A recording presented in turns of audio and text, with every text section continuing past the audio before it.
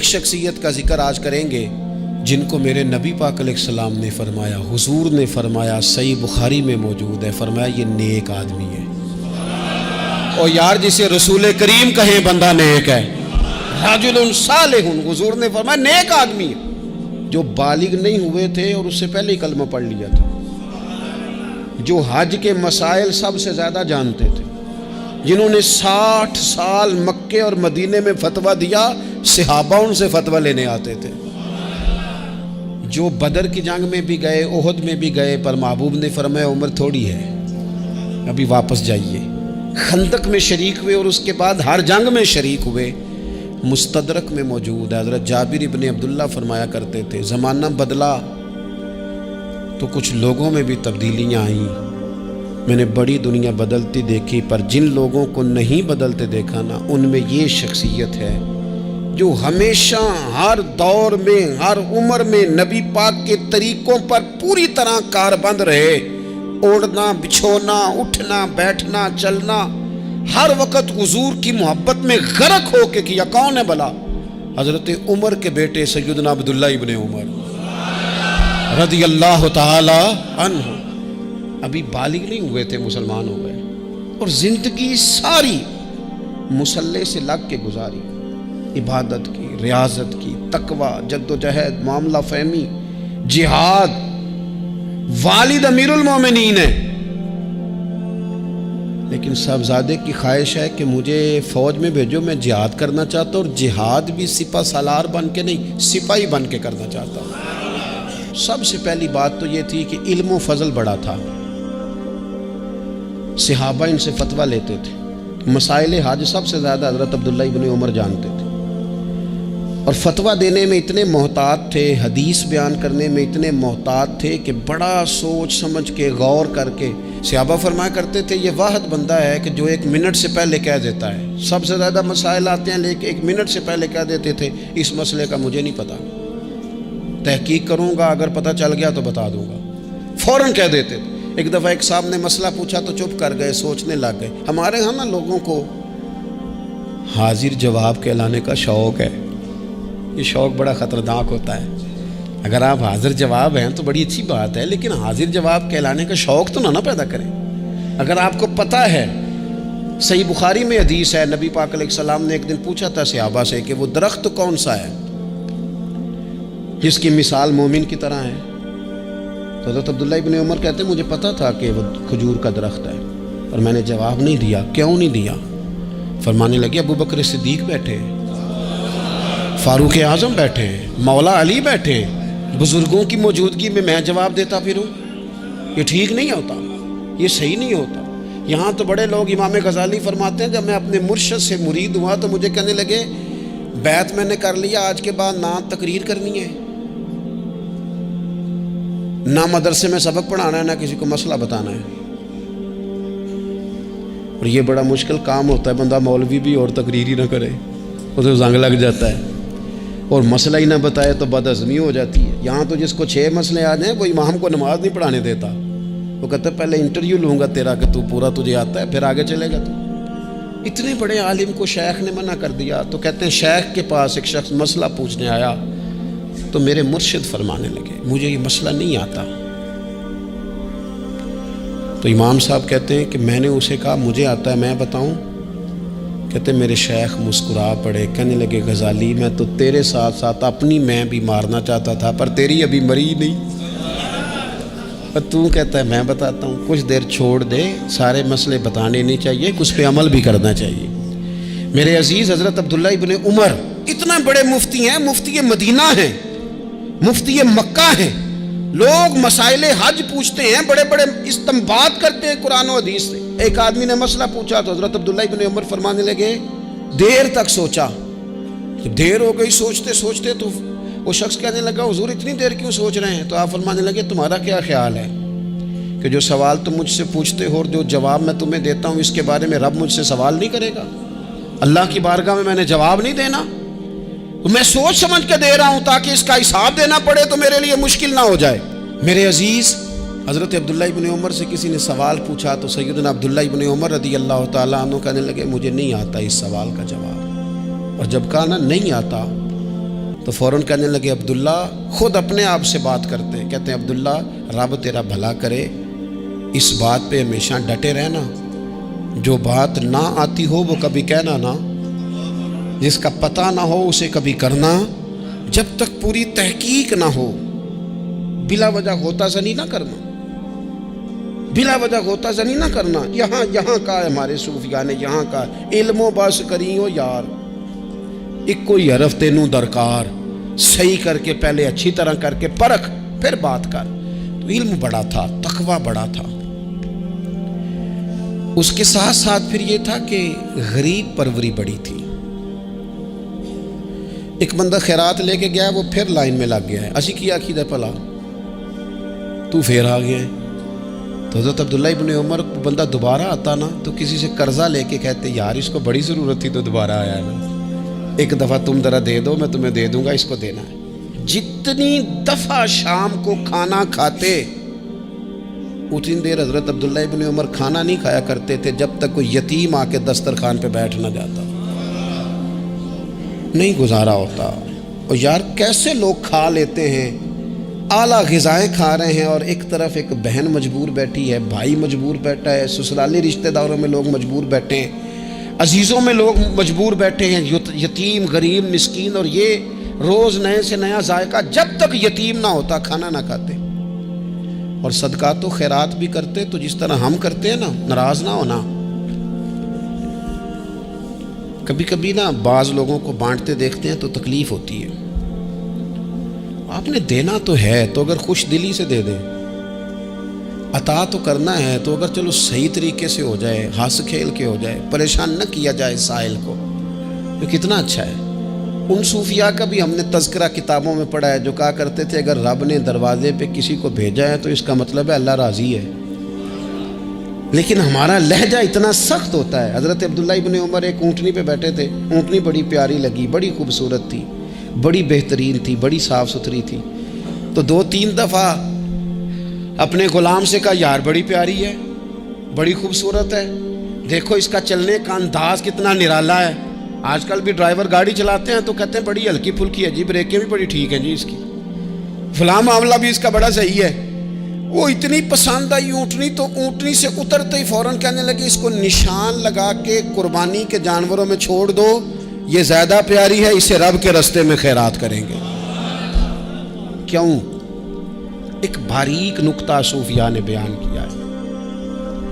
اللہ کے نیک بندے کہتے ہیں کسی جگہ بھی تمہارا دل اللہ رسول کے مقابلے میں الجھنا نہیں چاہیے۔ کوئی ایسی چیز جو رکاوٹ بن رہی ہو، رکاوٹ، وہ کیا کہتے ہیں کچرا آ گیا ہے، اس کچرے کو لوگ ٹھیک نہیں کرتے، کہتے نکال دو تاکہ معاملہ صحیح رہے۔ ایک چھوٹا سا باریک سا ہلکا سا دھاگے کی طرح کا ایک ٹکڑا اگر کسی وقت گوشت کا آپ کے دانت میں الجھ جائے نا، وہ سارا ذائقہ تباہ کر دیتا ہے۔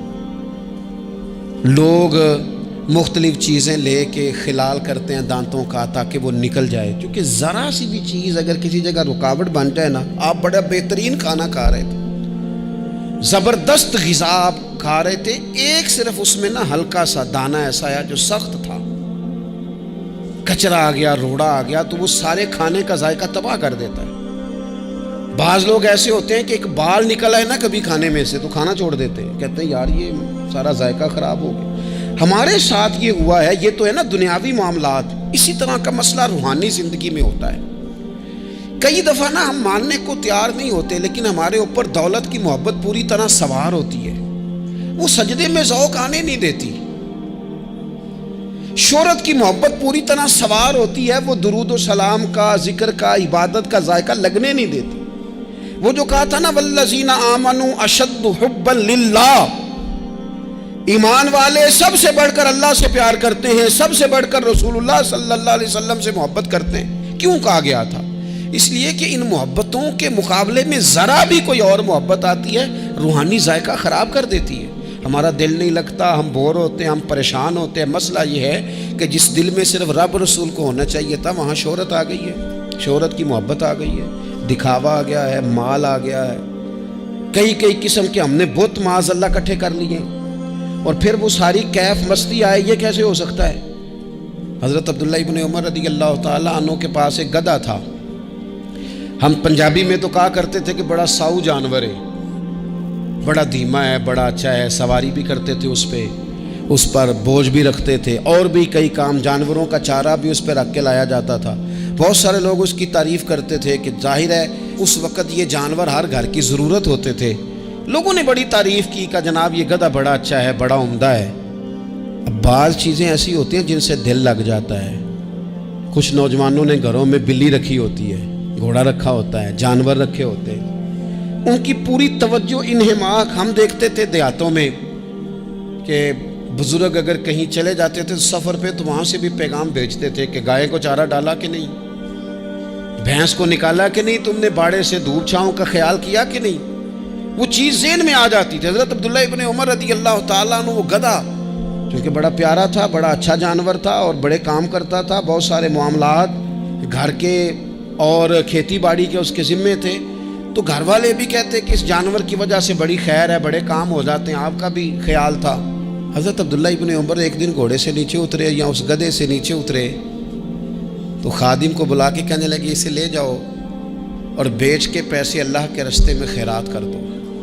اب وہ خادم کا بھی اس سے دل لگ گیا تھا، جانور گھر میں ہوتا ہے دلچسپی ہو جاتی. کہنے لگا حضور وہ سارا محلہ تو اس کی تعریف کرتا ہے، سارے خاندان والے تو اس جانور سے دلچسپی رکھتے ہیں اور آپ بیچ رہے.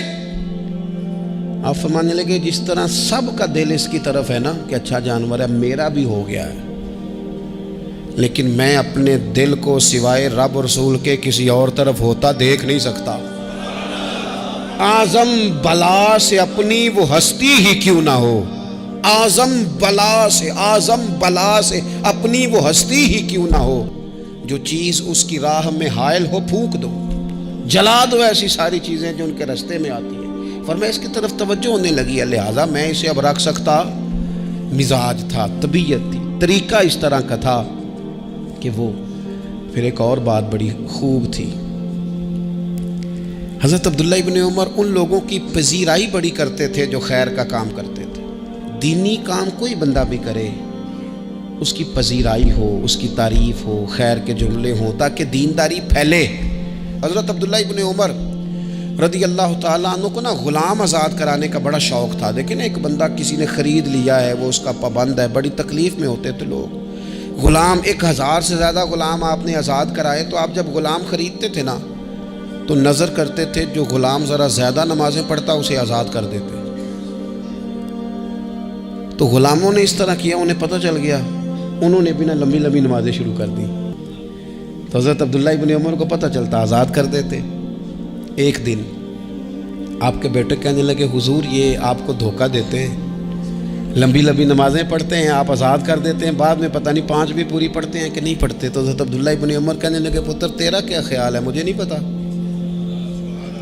کہا حضور پتہ ہے. فرمانے لگے یہ مجھے رب کے نام پر دھوکہ دینا چاہتے ہیں، جو رب کے نام پہ دھوکہ دے روز دے، میں روز دھوکہ کھانے کو تیار ہوں.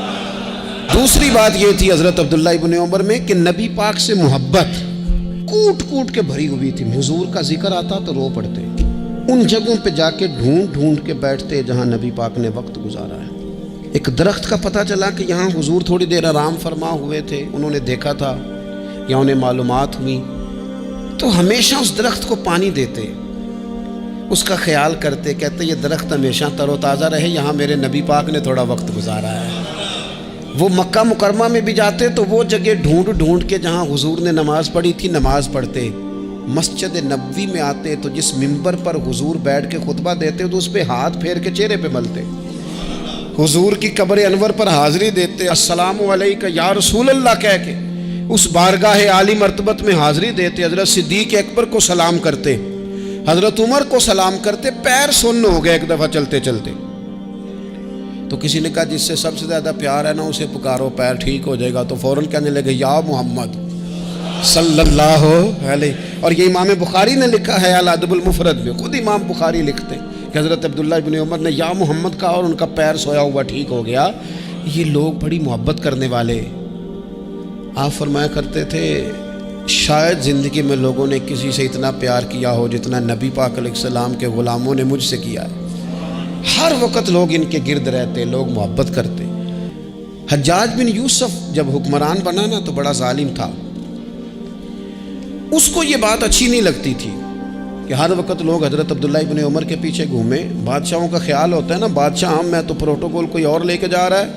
اس نے ایک دفعہ جمعہ پڑھاتے پڑھاتے معاذ اللہ حضرت عبداللہ بن زبیر رضی اللہ تعالیٰ عنہ کے خلاف کوئی بات کی، تو حضرت عبداللہ ابن عمر اگرچہ بڑے صلح جو تھے، صلح پسند تھے، لیکن اگر حق کی بات ہوتی اور اس طرح سے ہوتی کہ کوئی بڑی غلط بات کرتا تو پھر ٹوکنے میں بھی بڑی جرت کا مظاہرہ کرتے۔ ایک دفعہ اہل کوفہ نے آپ سے مسئلہ پوچھا نا، چونکہ آپ مفتی تھے، لوگ مسئلے پوچھتے، تو انہوں نے پوچھا حضرت عبداللہ ابن عمر سے کہ مکھی اور مچھر کا خون لگ جائے تو اس کا کیا مسئلہ ہے، کپڑے ناپاک تو نہیں ہوتے؟